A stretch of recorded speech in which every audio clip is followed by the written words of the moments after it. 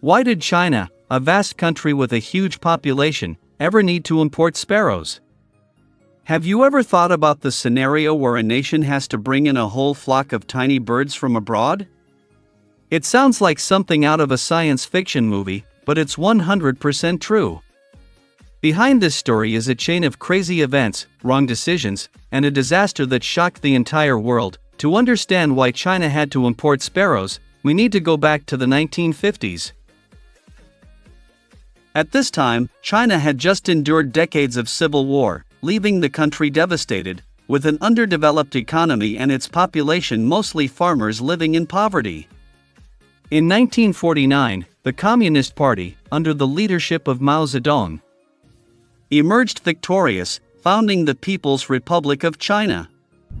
Mao became a symbol of hope, promising to lift China out of poverty and turn it into a superpower. It was a beautiful dream, but the path to achieving it was full of challenges. He had an ambitious vision.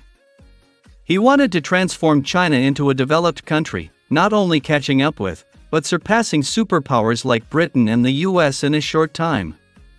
Mao Zedong believed that with the power of collective will, China could do anything. And so, in 1958, he launched the Great Leap Forward, a highly ambitious plan. What was the Great Leap Forward?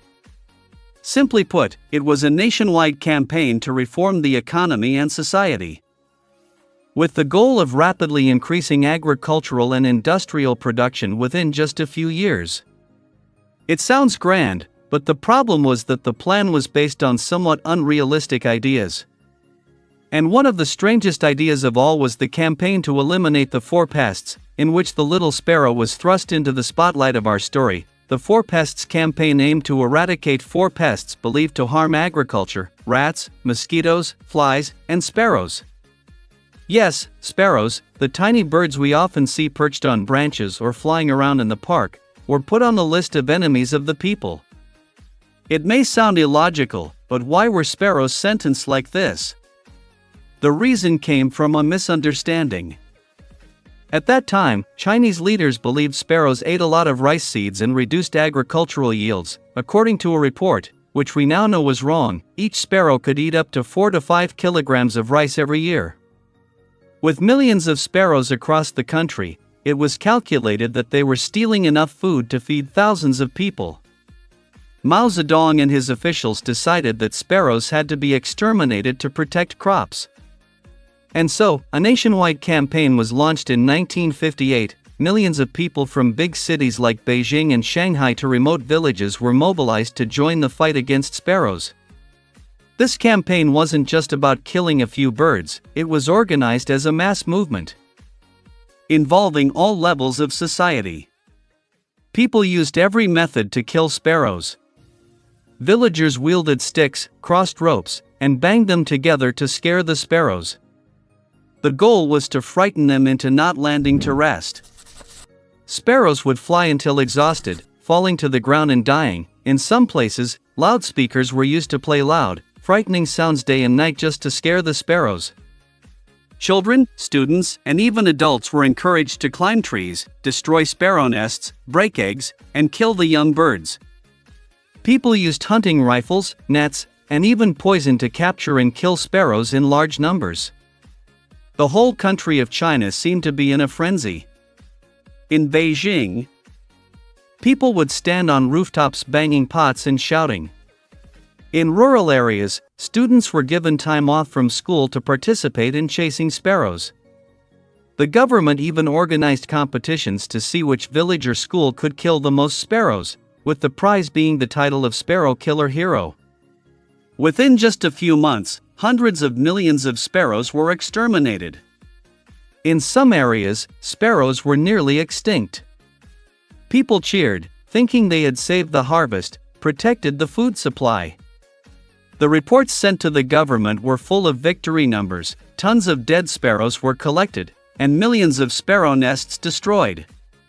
But they didn't know that a nightmare was silently approaching.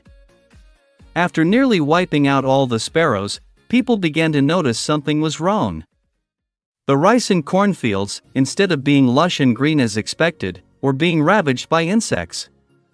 Sparrows didn't just eat rice, they were also warriors against harmful insects, especially locusts. One sparrow could eat dozens of insects every day. When the sparrows disappeared, no one was left to control the locust population. The number of locusts exploded, attacking crops and destroying rice, corn, and every other type of plant. In 1959, just 1 year after the Four Pests campaign, many areas in China reported outbreaks of pests like never before. In some places, entire rice fields were eaten clean by locusts in just a few days. Farmers helplessly watched as their crops vanished and agricultural productivity plummeted. To improve the numbers, some local areas reported false data about bumper rice harvests, even though, in reality, there was none. The central government, believing these figures, confiscated all the food for export or redistribution, leaving the people with nothing to eat. Combined with all the mistakes and the pest outbreaks, we now have a formula for a disaster. Starvation, 1959 to 1961, was one of the worst events in Chinese history. By 1960, scientists and some Chinese leaders began to realize the mistake. They understood that exterminating the sparrows had disrupted the ecological balance, leading to a surge in pests. Some biologists spoke out, warning that sparrows were actually more beneficial than harmful. But by this time, sparrows were nearly extinct in many areas. How could this situation be saved?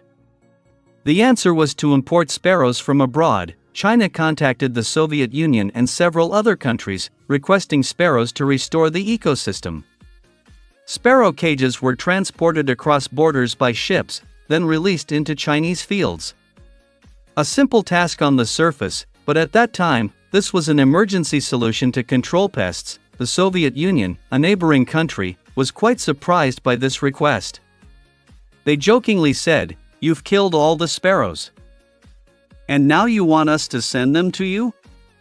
But in the end, they sent tens of thousands of sparrows across the border. Meanwhile, the Chinese government also stopped the campaign to eliminate sparrows in the Four Pests. They replaced sparrows with crows, a species less harmful to the ecosystem. Scientists were also tasked with studying the role and impact of animals on agriculture to avoid making the same mistake again. Interestingly, sparrows had long been a symbol in Chinese culture. They represented hard work, unity, and simple living.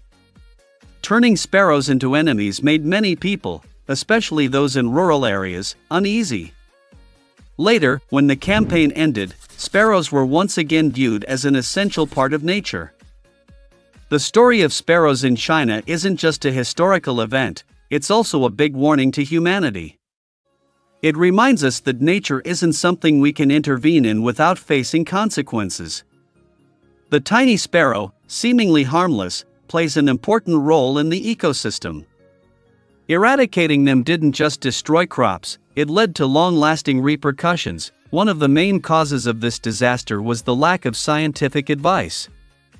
If China had consulted biologists or tested on a smaller scale, the mistake might not have happened. This teaches us that, in any major decision, from national policies to building a dam or deforesting, thorough research is necessary. This story also shows that everything in nature is interconnected. A sparrow isn't just a bird, it's part of the food chain, helping control insects and protect crops.